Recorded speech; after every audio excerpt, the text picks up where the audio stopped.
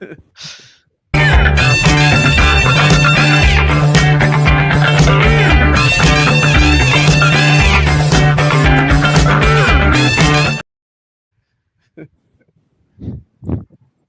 to episode 2 of the Worldwide Reds with TCG Grading. And today we go through how a card is graded and what happens after. Today we're taking you beyond the slab, inside the grading room, the tiny details that decide a card's fate, why two similar cards get different scores, what collectors should do when the grade is locked in. From market behaviours to spotting fakes and choosing the right cards to submit, this is the hobby explained very, very clearly. Good evening, gents. Good to have everyone back for a second segment. How are we all? Good. Killed that. Good. We are doing very well. Well done, Elliot. Love it. Love it to bits. Yeah. Yeah, no pressure on that one at all, was there?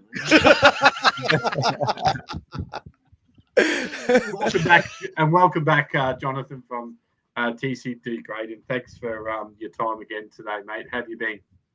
Yeah, look, I've been really, really good, and thank you for having me back. I had an absolute blast last time. We all had a bit of a chat, so yeah, it's good to be back.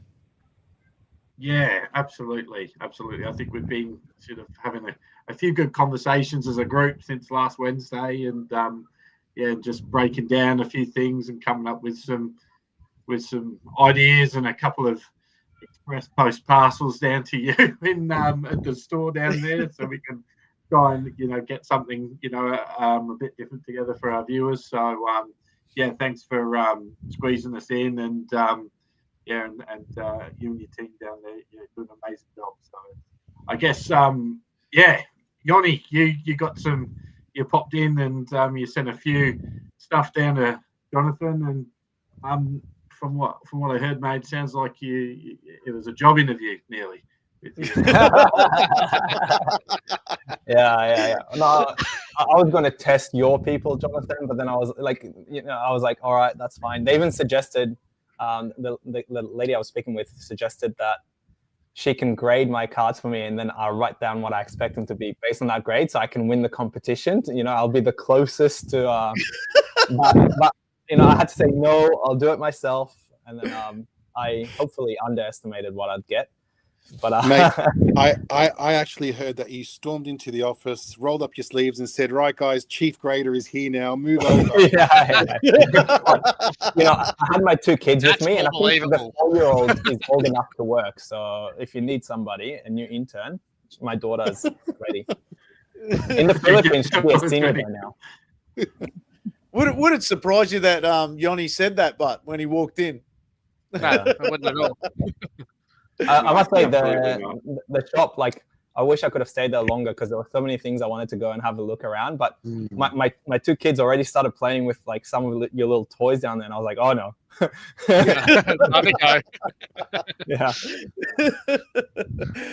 The worst part about that, Yoni, is they've seen the toys now. They want some for Christmas.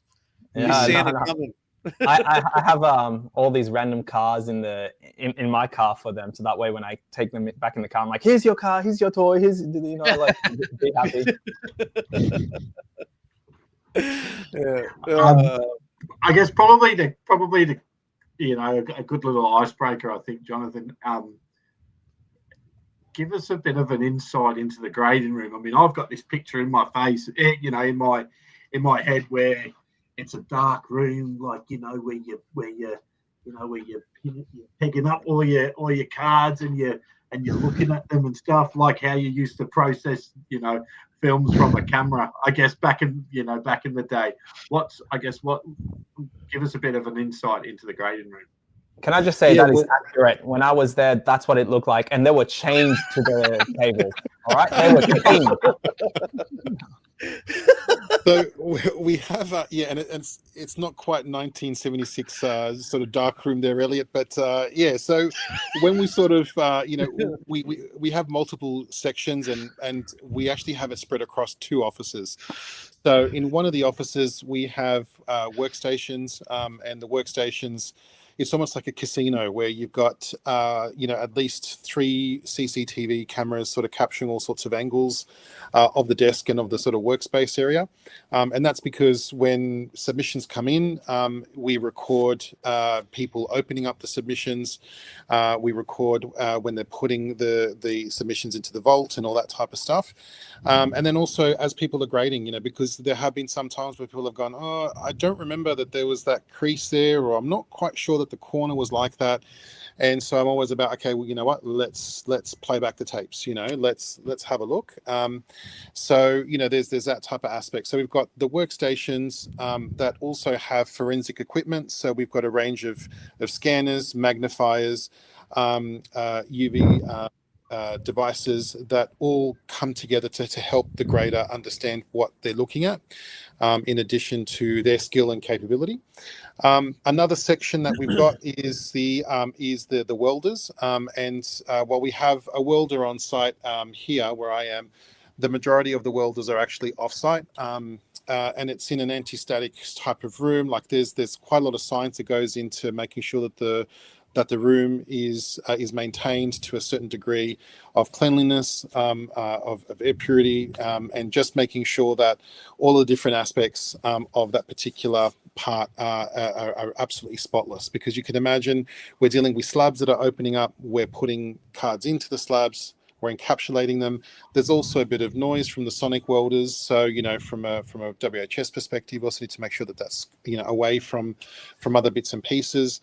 And then we have another section which has to do with the packaging and the printing and sorting of all the different parcels. At any one time, I think Australia Post, our local post office here, has heart attacks sometimes when they see us, with 1 or 2 trolleys full of packages, and that takes a bit of time, because what we do is we actually like to gift wrap the slabs. We like to put them in, to something that's presentable, not just a cardboard box, but also something that's sustainable. We know that other grading companies like to, put it into plastic on plastic on plastic, and we do like to put the sustainable hat on and sort of go, okay, how can we make it look really nice and give you a bit of a wow factor, but also, contributing to sustainability. And then we also have a section around, printing. So, and preparing for printing. So for some of our labels, we're able to print in-house, but for the majority of them, because they use 5 layers of paper, cello, and hollow foil, they actually go offline to a specialist printer in West Sydney. And so there's a whole section dedicated to preparing that type of process there as well. So we have little pods and sections of bits and pieces that all sort of come together in an office, but not so much darkroom, but also not light and sunny either. Sun is our enemy. We do not like the sun. So we make sure that, everything is at, the right temperature, it's at the right lighting, and then it just sort of maximizes what we need to do. Yeah.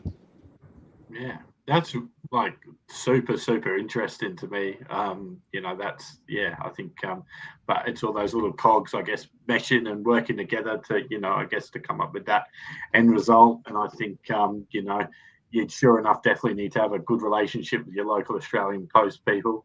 You're probably popping in there quite regularly with parcels and parcels. I think they'd want. So, but when you talk about the cameras, have you got a did you say there's a camera over each desk? That's or right. is it a desk? So yeah, the camera looking straight down. That's right. Yeah. So there's about 2 or 3 cameras per workstation. So we've got cameras that are coming at multi angles. We're dealing with people's cards, and while some cards could be worth 20, 30K, we also have some cards. We had one gentleman, Harry.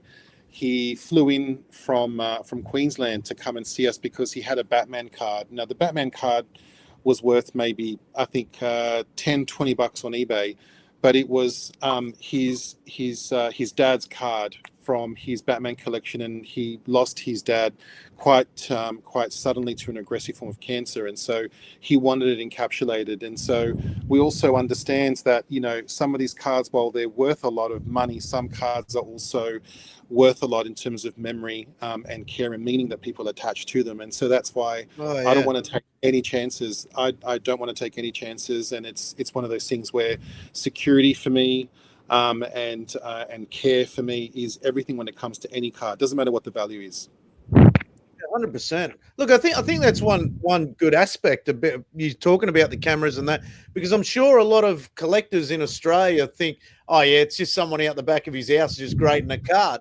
You know, it's the professional aspect of it is definitely here in Australia. And I know I spoke about it on the last pod, mate. We do need to keep this in Australia, and the professionalism is here. It's A+ standard. So people really need to take that into consideration. Absolutely. I mean, even when it comes down to our own security systems, we have a partnership with a local firm that provides safety deposit boxes and vaults that are offsite. So when cards come in that are over $1,000, they're not even stored in the vaults and safes that we have on site. They're taken straight into safety deposit boxes. Wow. We have 2 sets.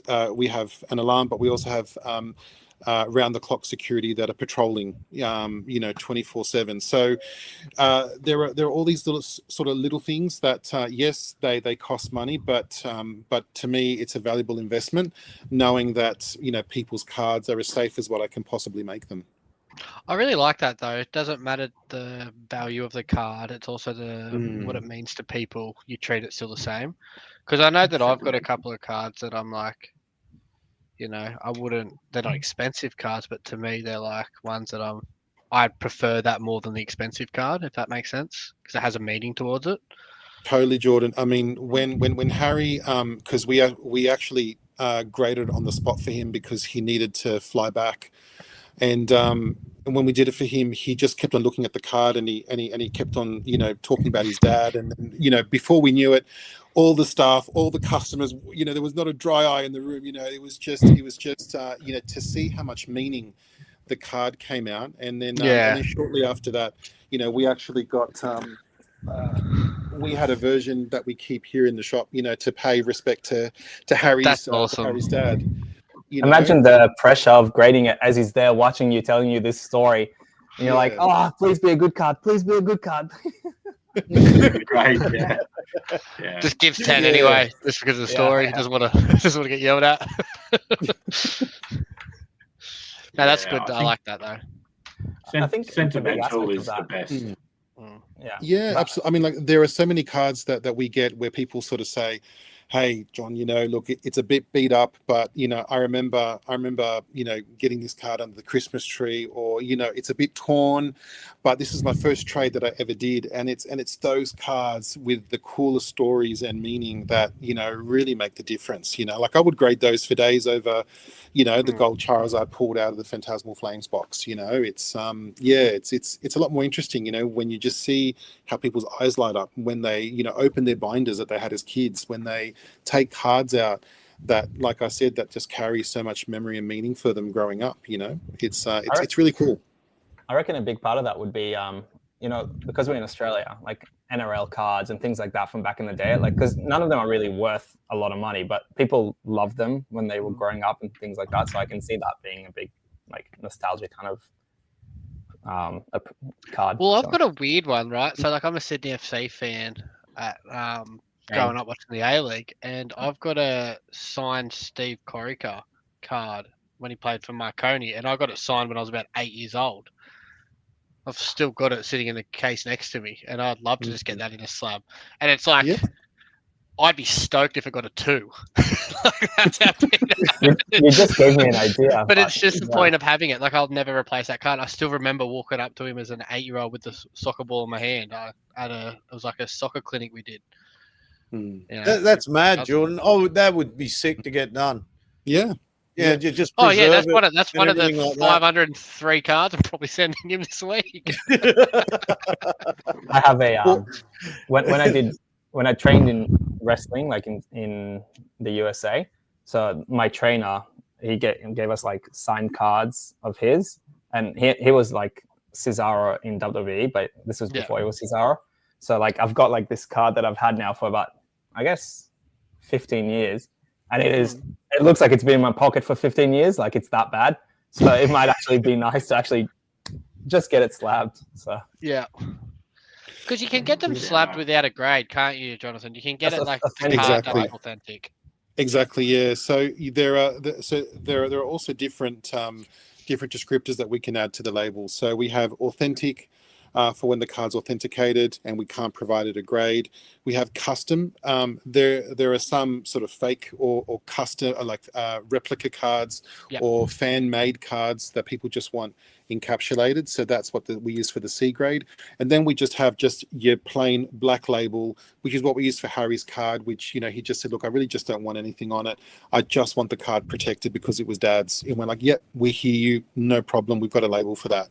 So we do provide different options based on what people want. In fact, there was a couple that was getting married this month, and they had a caricature card of them made up, and so the bride wanted to give it to her husband to be, and so again we were able to encapsulate that for them and just use just a plain black label at the top, because it was more about the card than anything else, because it was really just something to keep. Yeah, my partner Demi gets that idea and gets me something cool for our wedding day. Well if the matches are card, mate, then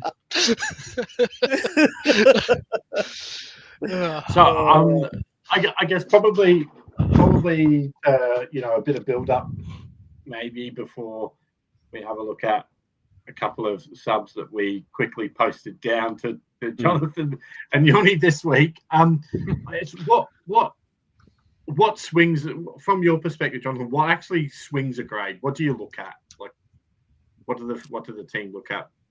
Yeah, so when it comes to the actual grading methodology itself, while we don't have any weighting assigned to the actual subgrades, we do pay a lot more attention to the surface, because the surface is what people see. It's what people enjoy, particularly the front surface. So when it comes to any surface imperfections, particularly at the front, that's what sort of tends to not so much sway us, but get us to pay a bit more attention to the actual card and that type of thing. Also, when we start to sort of notice any dents, any creases, those types of things, anything that affects the structural integrity of the card, that also piques our attention in terms of, starting to go, this is going to be a bit of a sliding hill going downhill around where the grade's going to land type of thing. Because one of our principles is for the entire team, I've said to them, whenever we look at a card, we start with a 10. This is a flawless 10 in front of us, and then we look at what's going on with the card that takes it down from a flawless 10 and makes it land onto a particular grade. And so that principle means that the grader is there with the card with as open of a mind as possible, and with the right sort of mindset to say, well, you know what, I'm going to start with this card being in the best possible shape, and then I'm going to start I'm going to start looking for what those imperfections are. But definitely surface issues and anything that affects the structural integrity of the card are some of the bigger things that sway some of the grades down. For example, if the card's perfect but it has quite a significant crease on it, that'll take a card that would normally be an 8, 9, or 10 down to a 5, 4, 5, 6, because the dent impacts, or the crease rather, affects the structural integrity of the card. Sorry, quick question. Because I've noticed too, and there's a card pops up on my Facebook a lot this week. It's that new Charizard one out of the Pokemon set.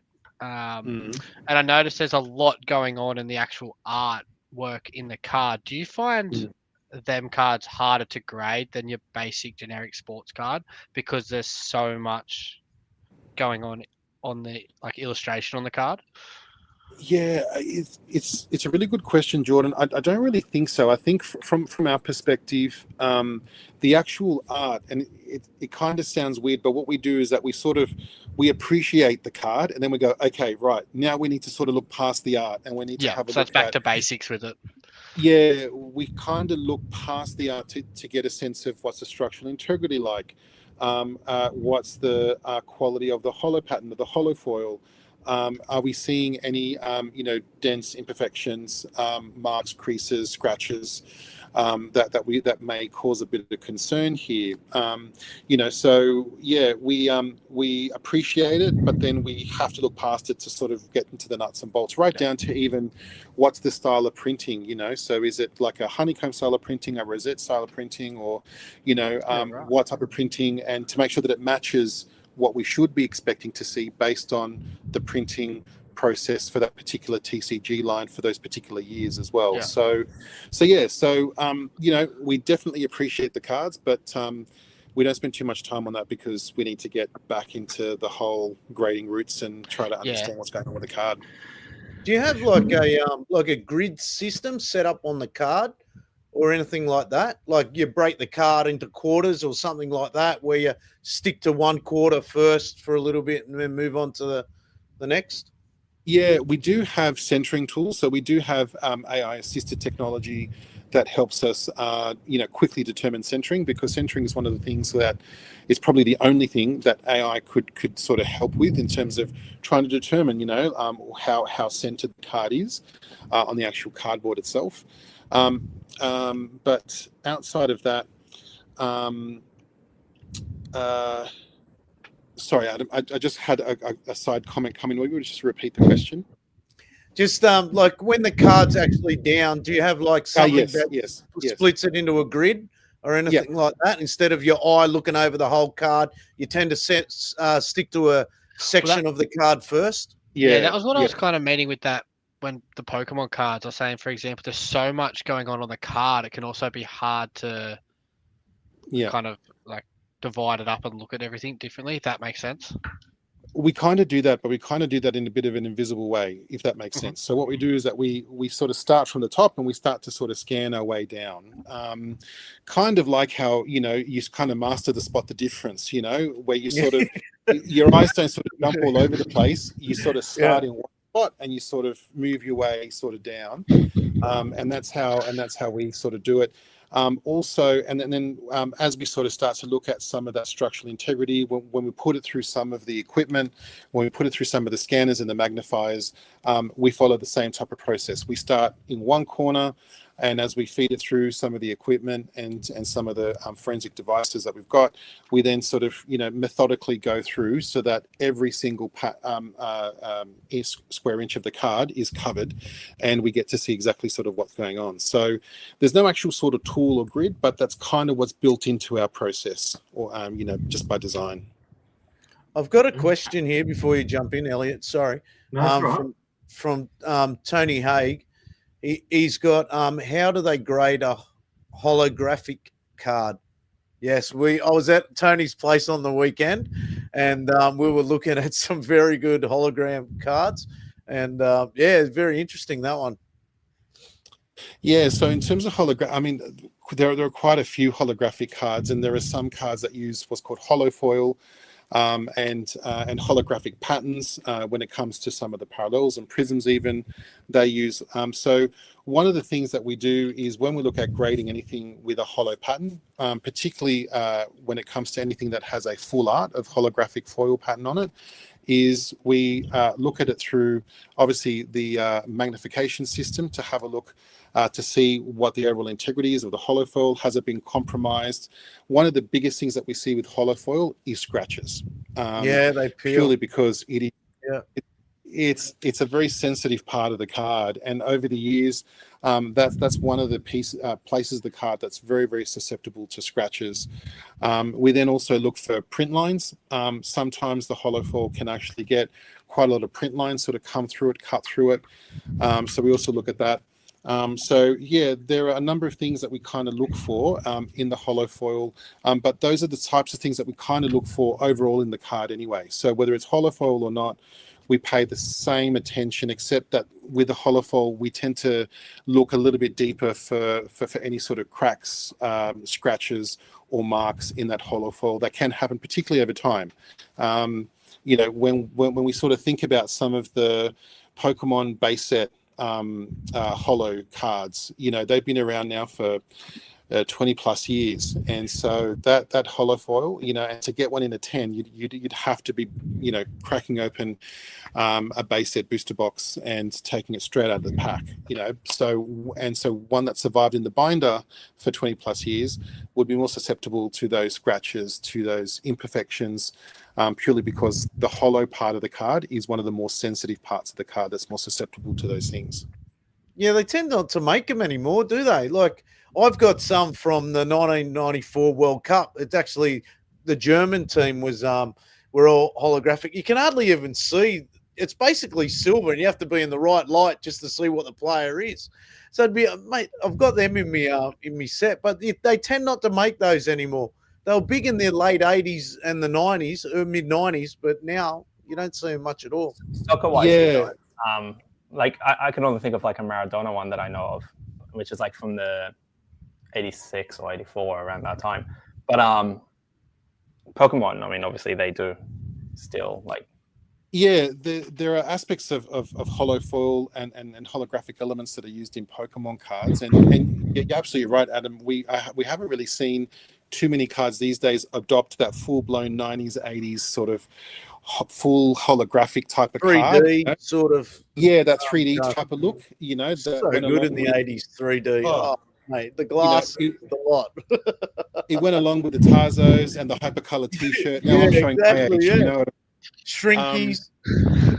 Yeah, exactly. You guys are too old. Yeah. I think you're too young, Jordan. Yeah, you're probably not wrong. Yeah, but one of the lines that probably uses no, it's okay. One of the lines that uses quite that gets us close to that. One of them is Dragon Ball. So, there are some God Rare cards and some cards that have beautiful holographic holofoil type of finishes on it, and it's just incredible to look at.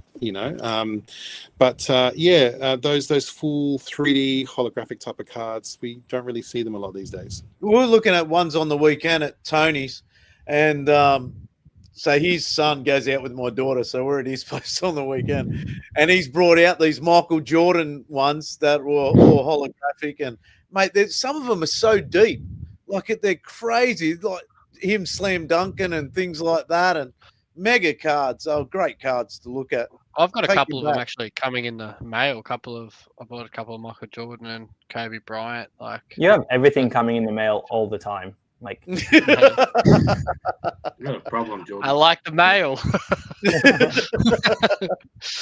Yeah, we all have those problems. Yes. Like Don't mail. single me out there ever again.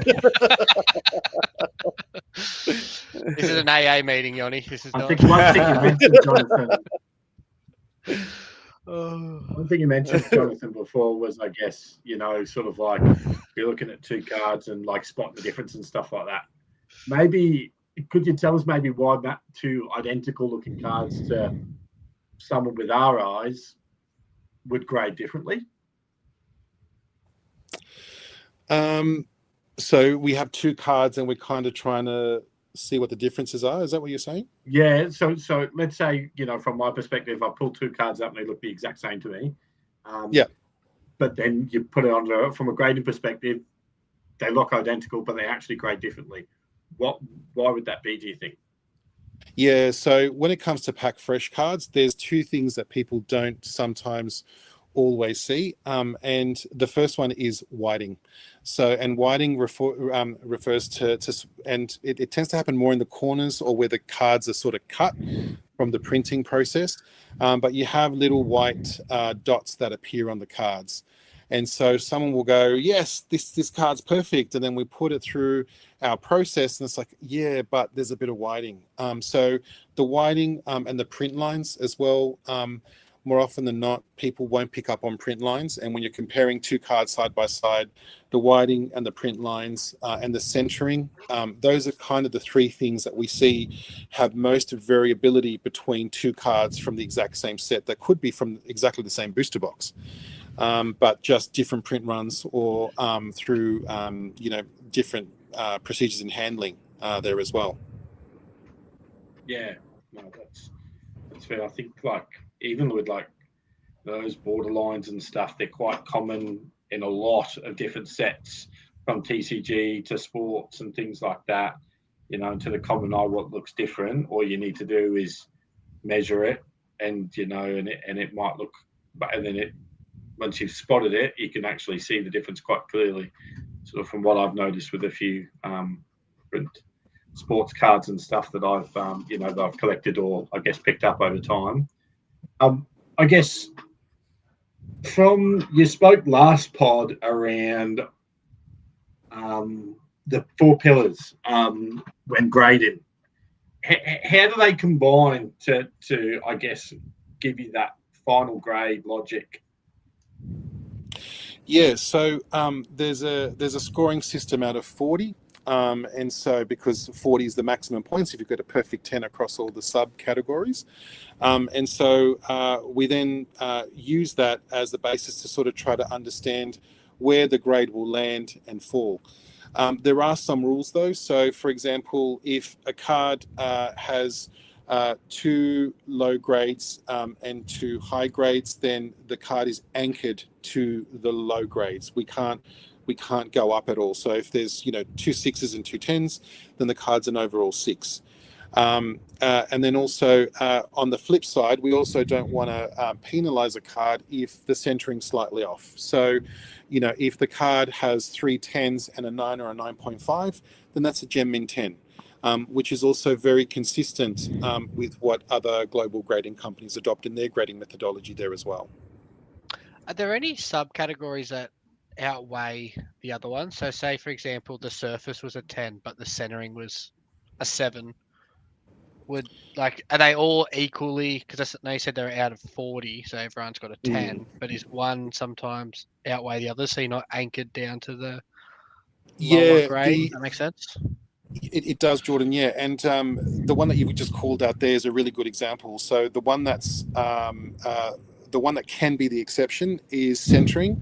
So if the centering is way out, then we can give the card what's called an OC grade, which is off center. So we could say that the card's a 9 OC, which is the card's an overall 9, and had the centering been okay, it would have been a firm 9, but we're recognizing that the centering is just so bad that it's just pushing the whole grading out. And those are cards where you really see like the artwork is right on the edge of the card, where it's almost to the point of being almost considered like a miscut.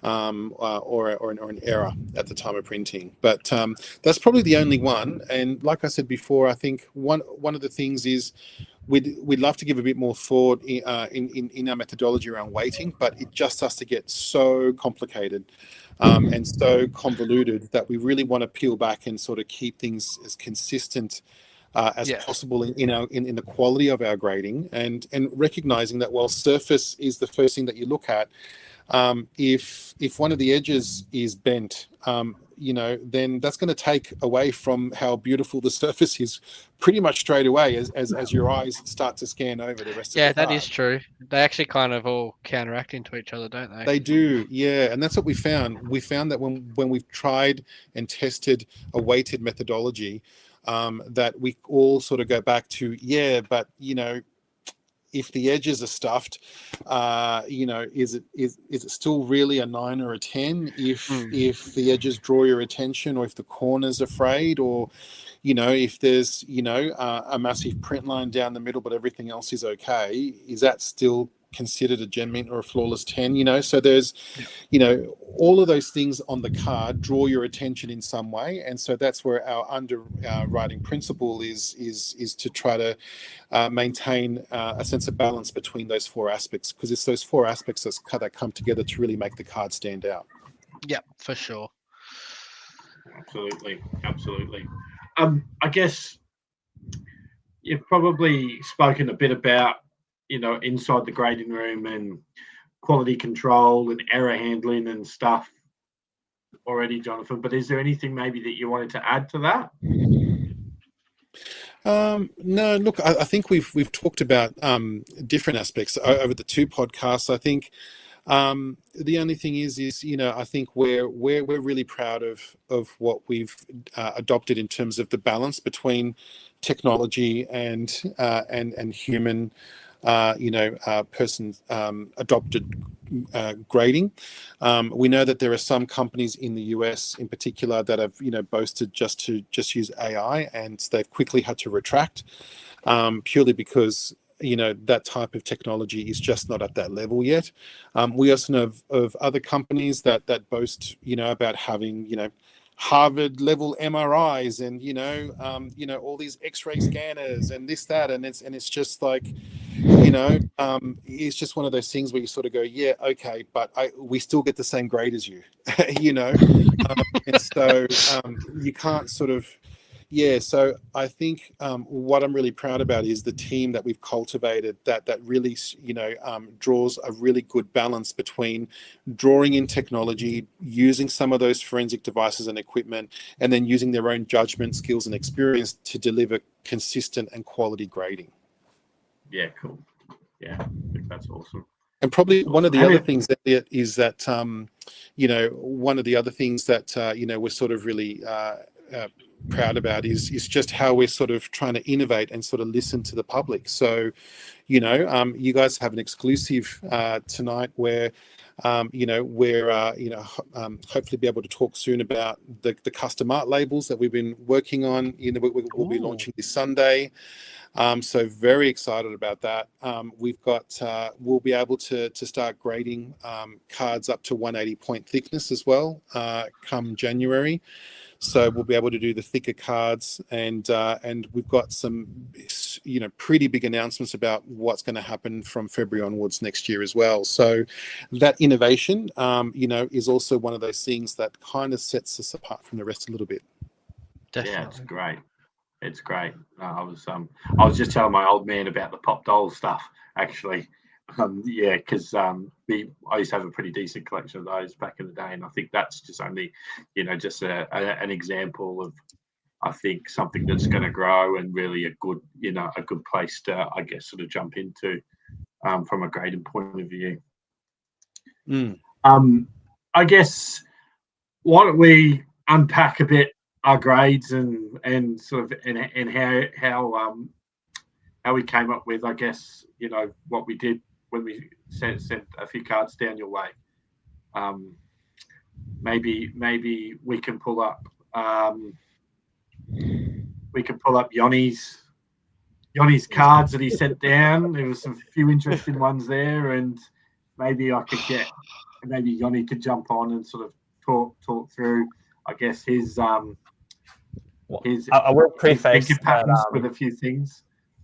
I hope you gave him all ones. I wanted to give ones that I knew were not going to be 10s or anything like that, because I was kind of interested in seeing how they would grade based on what I thought they might have, because they did have like slight imperfections here and there and all that kind of stuff.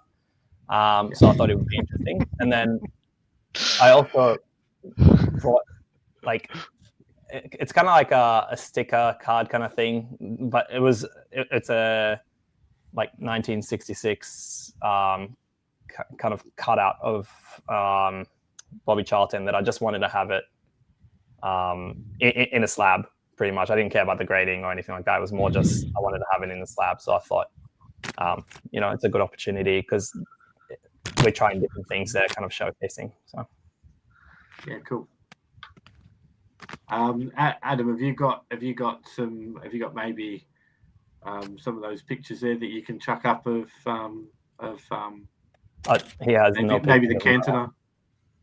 I think they took some for you. Yeah, so I can see them there, but I can't. I think you've got to. Yep, I got them. Yeah. Oh, yeah. There we go. Oh, yeah, there you go. Okay, so if I just look away, it's because I've got a bigger screen with some additional notes that the team made. Yeah, so suffice to say, what ended up happening first, though, guys, is and sorry, Yoni, but Yoni sort of put some grades forward, and then we told him what they were, and then he wanted to retract his original grades and change them to make them closer. So, hey, that 7 that I chose is, almost accurate. Yeah, so Yoni, you were pretty close. So you called out the card at a 7, and we had the centering that was a 9.5, and a lot of people say to us, particularly with sports cards that are borderless, how do you determine centering? And we tend to have a look at the centering using some of the principles around trying to measure away from the printing that's on the edges and try to use the edgemost of the printing before the card ends to measure some of that sort of centering. But again, the card was a 9.5 in the centering. The surface was a 9. Now, in terms of the surface, and look, there are all these wonderful sort of grading terms, and there's there's what's called an ink hickey. And what we did there was we actually, took through our magnification equipment, we took some additional photos here to show everybody. So an ink hickey is a type of imperfection that happens at the time of printing, where sometimes there could be an additional blot of inking, or there's inking that doesn't quite set, or just causes that type of imperfection on the actual card, amongst other types of imperfections there.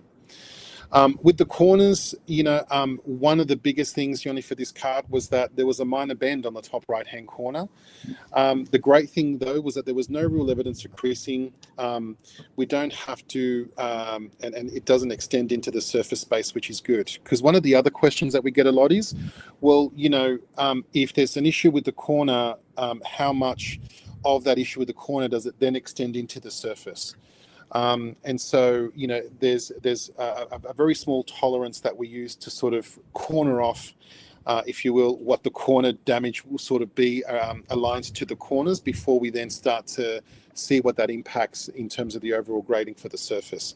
Because sometimes a corner could be really badly bent, or it could be quite frayed to the point where you can really start to see it sort of bleed into the rest of the card and affect the overall integrity of the card itself. So there was some minor whitening and chipping present on 3 of the other 4 corners there as well. Which again, we took some photos of under magnification just to sort of show just the degree. And again, like under the naked eye, you may not actually see this, but we definitely can.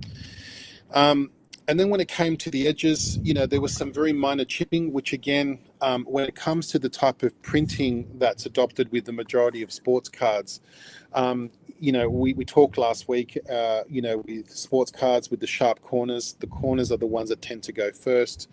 And then we've got the edges, where some of the printing starts to sort of be impacted by some of the edge wear. And that's what we see with this card here. So given where the edges were at, which was at an 8, overall it was a 7.5 for that particular one. And then, and then we've got the gigs card, where again you said it was an 8, and we were like, slow down there, Bucko. It's more like a 7.5. So I mean, that's pretty freaking close, all right?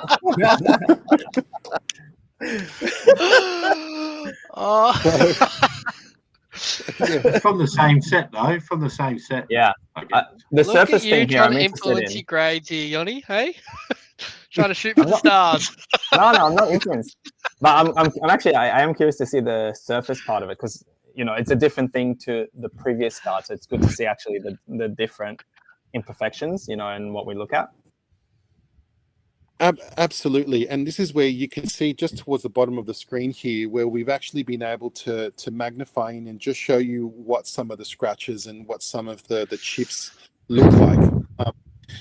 And unfortunately, it is just one of those things that just happens, that people don't necessarily see with the naked eye. And that's where, if we start to see quite a few of them, that's where we sort of start to needing to revise what the subgrade is for that particular surface. When it comes to the actual corners there, this top right hand corner had quite a bend. You know, and that's probably where the extent of the corner sort of damage goes. Yoni, if the corner damage was any more extensive, it would have impacted the surface subgrade as well there, right? So it was really on the borderline there of the tolerance between just leaving it in the corner subgrade and as opposed to having it sort of trickle over into the rest of the surface subgrade there as well.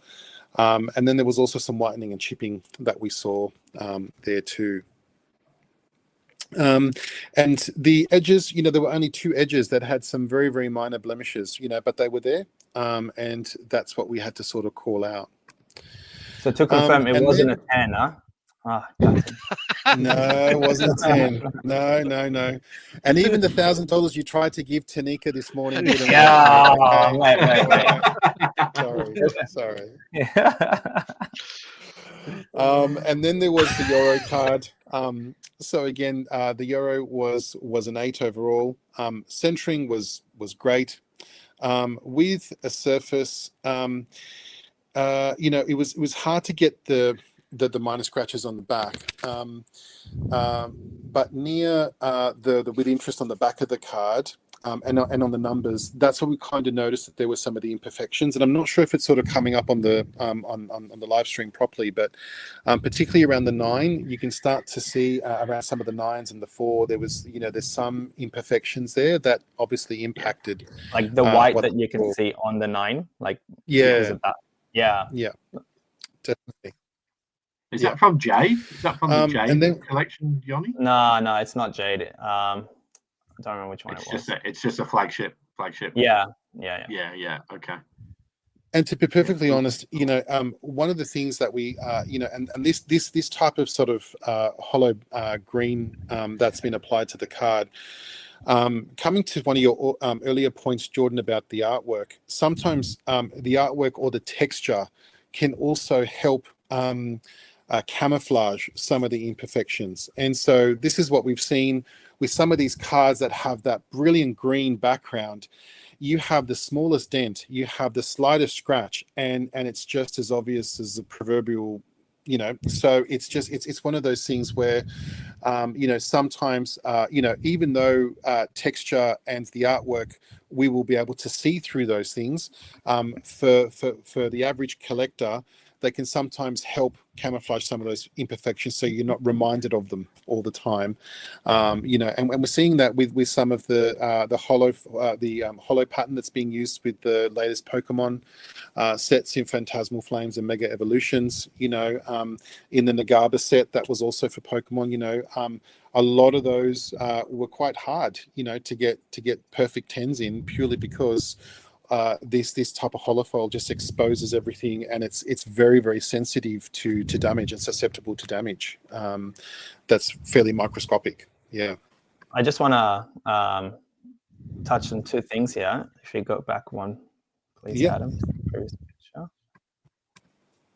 So I guessed 7.5, and it was an 8. So it was actually I guessed under. You know, so I'm just saying, you know, I wasn't just being optimistic. And and secondly, I touched a nerve. Yeah. Oh, that's the only point I had. That's right. Yeah. I won't be back now. I can just see it. Mate, I'll be at your store tomorrow.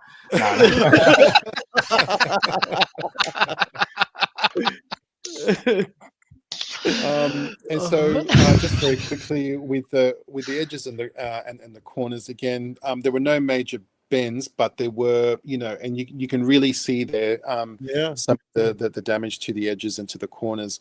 And this is where, like, one of the best things, and I think we talked about it quickly in the last pod, but one of the best things people can have in their pocket when they're looking at cards is a little pocket UV light. They're $5 on Amazon, and the whiting light, you know, the UV light just is so attracted to that whiting that it just lights up like a Christmas tree, and you can really spot the white dots, the fraying on edges, and the damage on the corners really, really strongly just by using that simple $5 UV torch. You know, it's something that really, really comes in handy. But yeah, I mean, look, in all seriousness, Johnny, you know, you were very close. You were very, you know, you were quite accurate in terms of where we sort of landed there towards the end. But yeah, it was, and I know the team enjoyed having a look, just having a look at your cards there as well. Yeah. Yeah, no, it was really good. It's interesting because actually all three cards have different kind of imperfections as well, and like some the same ones and some that are different. So it was nice to actually like hear the in-depth kind of, you know, assessment of how it's done. So it's good.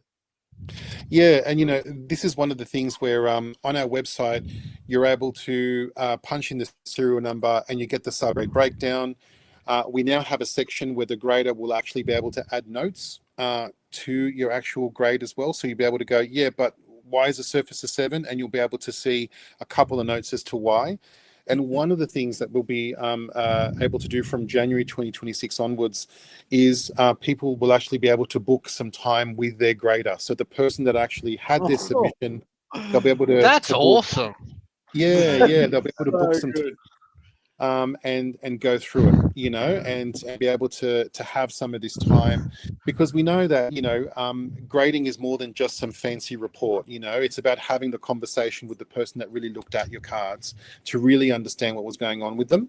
And so to be able to afford, you know, people that opportunity is really important to us from a transparency perspective there as well. So, you know, it's one of those things that we'll be looking at bringing out from January next year. Yeah, That's awesome. That's really good. A big move for the graders. Some tough conversations, maybe, but that should be fine. That's great. I love that. And then we've got yours, Mr. Carpenter. Oh yes. So now these we just didn't. We didn't have enough time, unfortunately, to put the some of the imperfections on screen. But this is the card here. So that was there. That's it there. Yeah. Now with the David, what did you end up saying it was again? 10.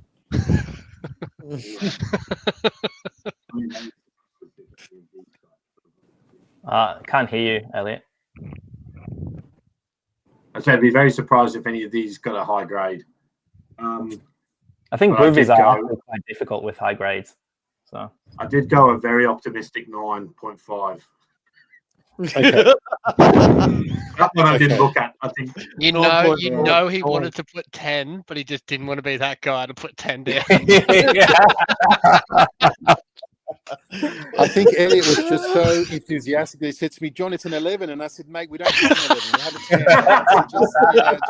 10." Just cool your bed. Yeah, no. So this card ended up getting an 8. So we had the centering that sort of came in at a 9. We did have the surface come in at an 8 purely because there was some scratches. They were minor, but they were sort of throughout the card when we put it through some of that forensic magnification. In terms of the edges, there was there were a few sort of rough spots around the top and bottom of the card. And the corners, we had a couple of minor chips on all 4 of the corners there. But overall, it's still an 8. Yeah. You might want to blame me. I took them out of the package, played around with them a little bit before I gave them to Jonathan. It was sabotage, Elliot. It was sabotage. Yeah. You wanted to show it to everyone,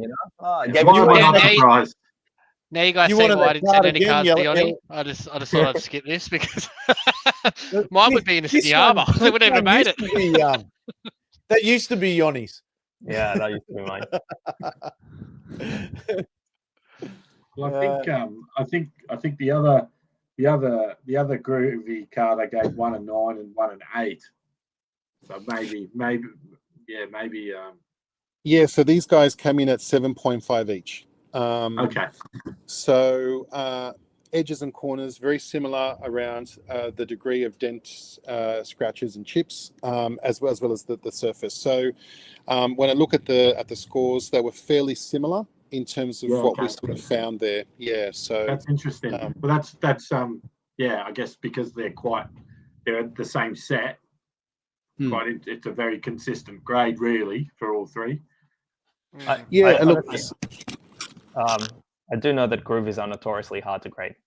Like they actually are. So, but for me, I think I just wanted there are those three are from the same year, from the same set. I just wanted them all in a matching slab, and Jonathan's going to tell us about this custom label that matches the card that the guys are launching, which will look cool. I think he's got about 500 of them to do for me now that I've heard of it.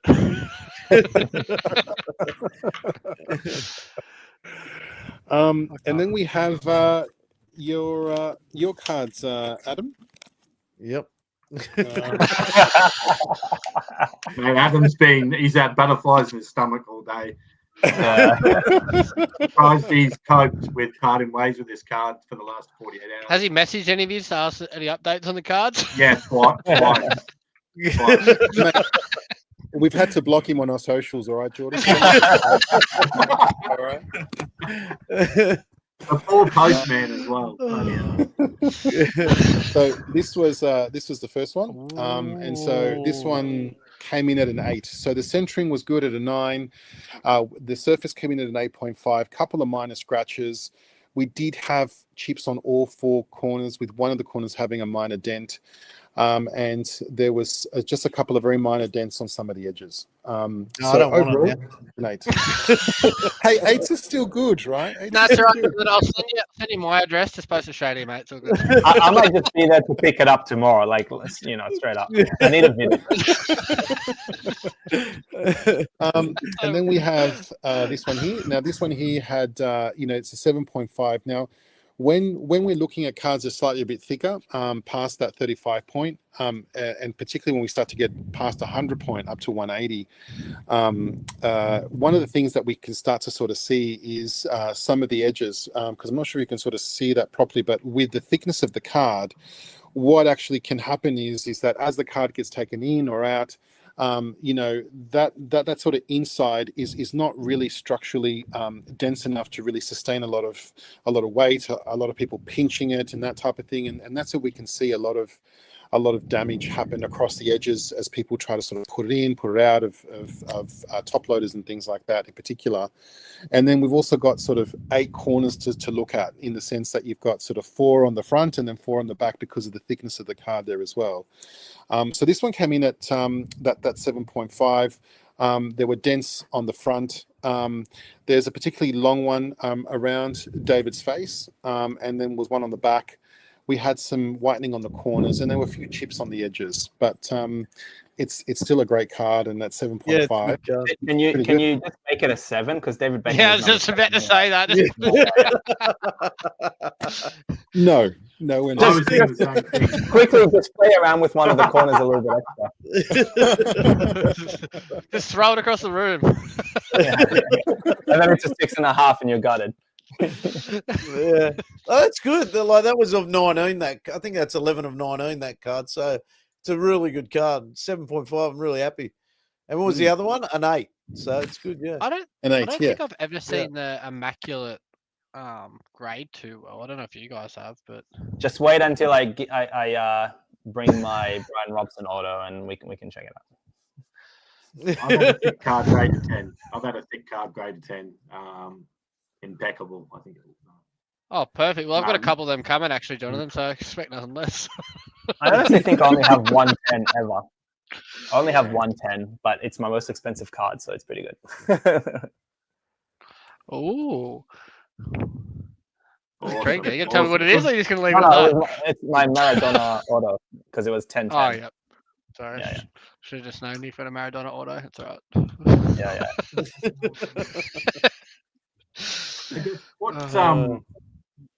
I guess after grading, Jonathan, what I guess do you sort of see from, what do people do after grading? What's customers and stuff like that, what they're sort of looking to do next? Yeah, so for a lot of people, so we have quite a few people that want to display them. So what we started to produce this year was some, custom stands that people can proudly display their slabs in their personal collection, in their PC. We also have some that just want to pop them into the safe and put them away and then just forget about them, because it's more of like an investment type of strategy piece.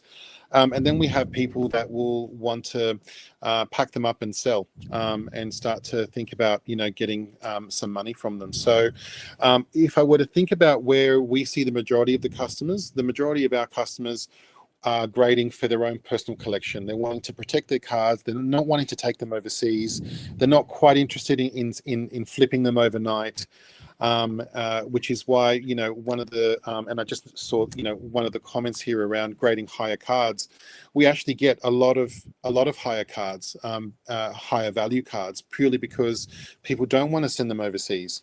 And people know that our grading quality is very consistent with some of the global leaders. And so they know that at least if they're paying, $15 to get a $3,000 or $4,000 or $5,000 card graded, and it comes back as a 10, they know that that's, it's a safe 10. There's a very good chance that 10 could translate into a global 10 if they needed to sell it at any point in time and maximize their money on the global market and that type of thing. So we're actually starting to see a lot more of high value cards come through, purely because people just want to have them protected. And, that hollow foil label is really nice. And now that we've got the custom art labels as well, we've had them on display in the shop, and people have literally said, John, I'm getting goosebumps seeing these, So I think that'll also be a game changer as to what people will do in terms of how they sort of take their slabs from us and put them somewhere else, Oh my God, they are sick. Yeah, I think it's so cool. And there's a company over in the UK that I think do it. They're called Ace or something, I believe. Yeah, so Ace Grading, yep. So there's a couple of, so I think it's us and now, so it's Ace and now us that actually are leading the front on the custom design labels. So we're very, very proud to have Kai. Kai is an amazing artist. We spent quite a lot of time trying to discover and find the right artist that we wanted to come on board. We didn't want to use AI. We didn't want to use a graphic designer.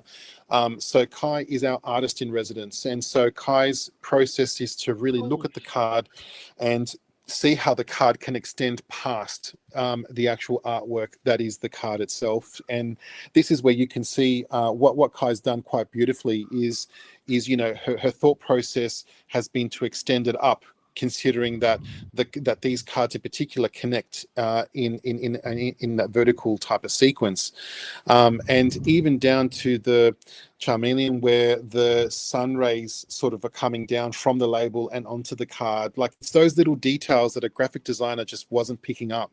And we went through graphic designers like anything, and then that's where we came across Kai. We had a chat, and we were like, you know what, we were missing the whole objective, which was to connect with an artist, to respect the art, to give the artwork the respect that it needed in the label. And that's where Kai's incredible experience. I mean, Kai's won awards. Kai's done so much in the world of art and collectibles. We are so privileged to have Kai as part of the team now and designing these custom art labels. So the great thing is that the custom art labels can go on anything. So Elliot, as you said, with the groovy cards, we can extend it up. So we'll be, looking at doing custom art labels for Pokemon sports, Disney Lorcana, Dragon Ball, One Piece, a whole range of different TCG lines. If I can find a way to extend the art, it'll be done. So it'll launch this Sunday. So thank God, Sunday, Monday I'll be there. Will go live. I can really imagine like Dragon Ball being amazing in this kind of right. Like I could definitely see it. Especially the way that the Dragon Ball cards have all the different like lines and colors. Yeah, that's the thing, because of the power-ups and everything, with the lines going up as well and things like that. Like you can like imagine Broly's like lightning and stuff above, and it can be really good. Yeah, 100%. I was just looking at my Paul Trevelyan ones, which he's an artist in the UK, and My head is going absolutely crazy right now. I honestly think something as simple but so effective like that, like could value a card more in that slab, in my opinion. I'm not sure if that's sort of I think for me, if wanting you to guys show agree. my cards, it would make me want to show those cards a lot more. Like right now, my cards are there. I don't really show them, but like I would actually like front and center these cards would be, That's right, and also, Yoni, it's also about trying to imagine what's happening past the card. So, what's happening to the left and to the right and above and below, and what could be happening for that character, or what could be happening for that around that slam dunk moment, around that goal, around that Pikachu. And I have an I idea. love that, I have an idea for you. Like, yeah.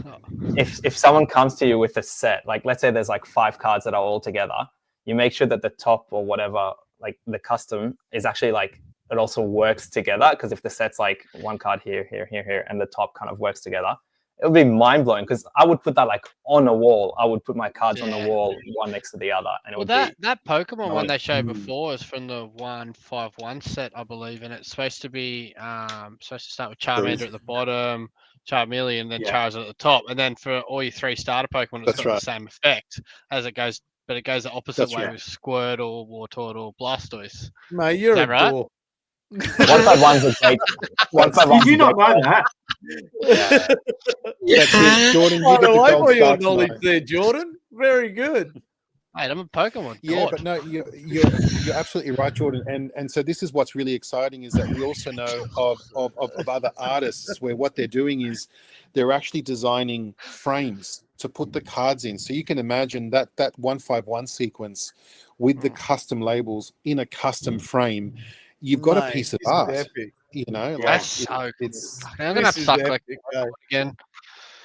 I can't wait to get my my pop Don't funks do it, done. it's a Eh? man Are you going to do those labels for the pop funks as well?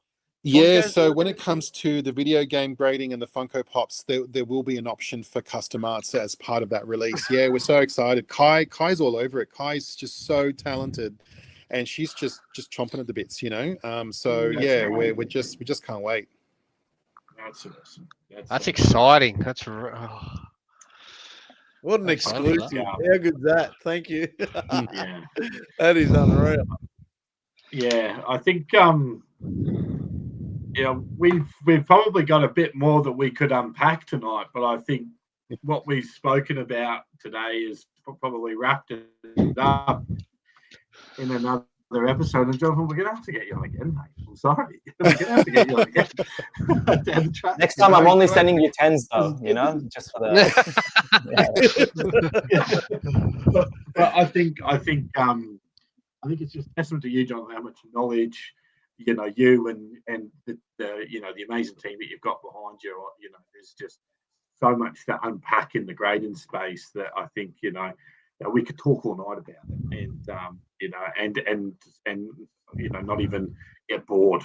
It's just something we're passionate about. We enjoy, and it's a learning process for the 4 of us. But it's just so cool just to have a chat about it. But I know we had plans about talking about how to spot fakes and stuff like that, which I think is something that we can unpack it in another episode, because I think Adam and Jordan have gone through similar sort of content from memorabilia and a jersey perspective and stuff that we've spoken about on our midweek pods in the past. And I think a lot of the people who jump on a big trading card and sports trading card collectors. And I was only reading recently that there was like a black Anthony Edwards 1/1 fake that was out in the market at the moment, which had the one touch and the Panini sticker over it and things like that. And there was just something.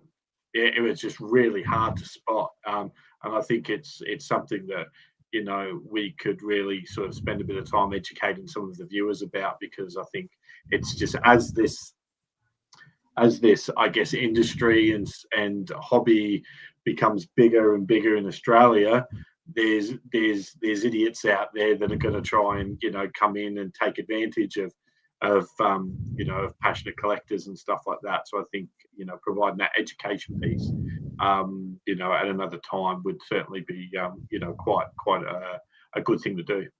Mm. Yeah, without a doubt, man. I can't wait for the next one. Oh no, I'm the same. Yeah, well, I've got one question for you about the Pop Funkos because I'm so interested and intrigued that these are going to be graded.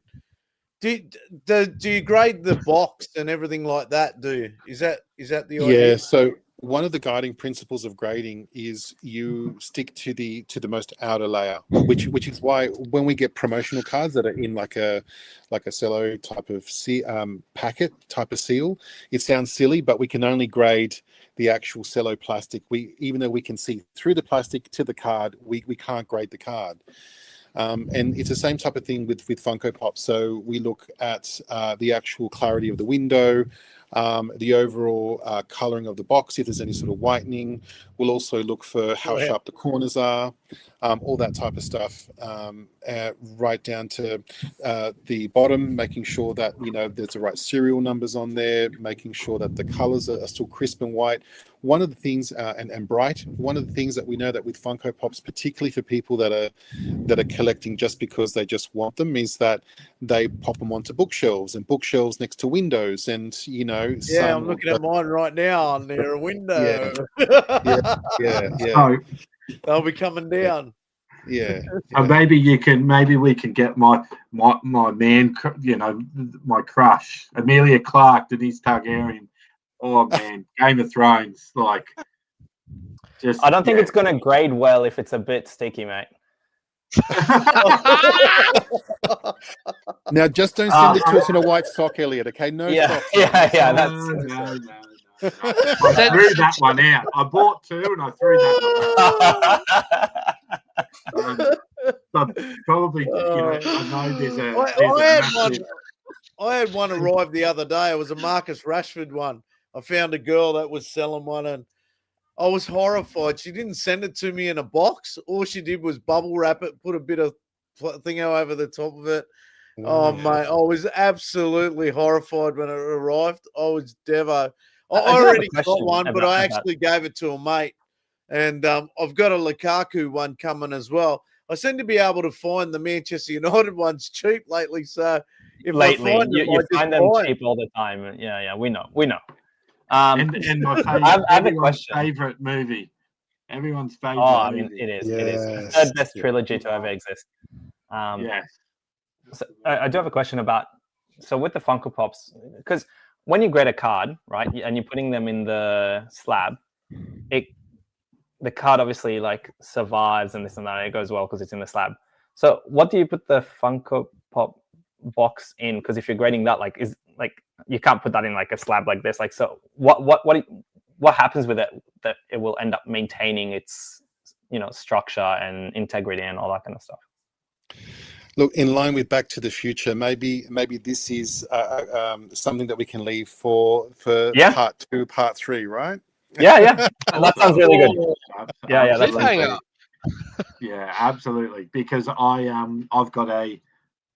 know that they're bringing out K-pop Demon Hunter set in January, and my daughter is like, I want those dads. Like I want them. And look, Yoni, just very quickly. I mean, we've spent a lot of time, and props to Jordan, who led the design of these cases. The Funko Pops are in these cases, and it's like they're floating. They're floating in this. Awesome. In this case, and it looks sensational. We cannot wait to release the prototype. So maybe we can give you a sneak peek next time we can get together, if you guys will have me on. Oh, you're always welcome. Mate, you're part of the team now, mate. Yeah, we just got to get you up to speed with now football. Yeah. I guess probably just we're getting into back into a point where now there's no more international breaks until March time, so we will be sort of doing a bit more on I guess our other passion, which is United, But I think these midweek segments that we're doing on collecting and stuff like that, we would love to have you back on, mate. If and I know you're a busy man, so I don't want to take up. We don't want to take up your time. It's when it. I guess whenever you've got some free time available, we'd love to get you back on for a midweek segment for sure. I disagree, Elliot. We'll just distract him, mate, and get him on. I reckon so. Don't worry about his time. Get him on. It'll be nice. Jonathan, do you ever grade any of your own? Like, do you collect any cards yourself? Yeah, I collect quite a few cards, but as a principal, I can't grade any of my own. So you'd have some tens, wouldn't you? Well, so there is a Pokemon set of it's called the Nagaba collection, which is it's a set of around 10 cards, I think, from memory, and they're all a 10 except for one which came an 8. And I said to the grader, I said, do it again. They're like, John, I'm telling you now, it's an 8. No, do it again. And so so even I don't get perfect 10s all the time. I get a lot of 7s, I get a lot of 9s, I get a lot of 8s, because I'm now at the point where I just grade or I collect stuff that I like. I very much like the look of. At the moment, I'm very much into the Pokemon birds. The Moltres, Articuno, the Zapdos. I'm also very much into Houndoom type of cards at the moment. So, and then I kind of like a bit of Marvel as well. So whatever sort of piques my interest, even trying to get my hand on some Victor Wemby cards too, because I've seen some of them. They're sensational but expensive. So yeah, just whatever I kind of like, I try to grade or buy. Yeah. The Cooper flag cards are pretty good as well. That have just come out. They're expensive too. The new top sets, they look good.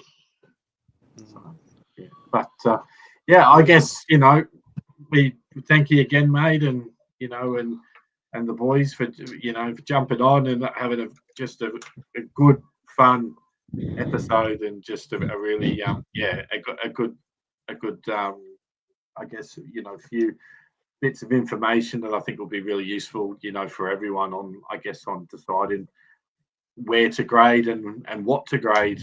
I think it's been really useful. So yeah, thanks so much for your time.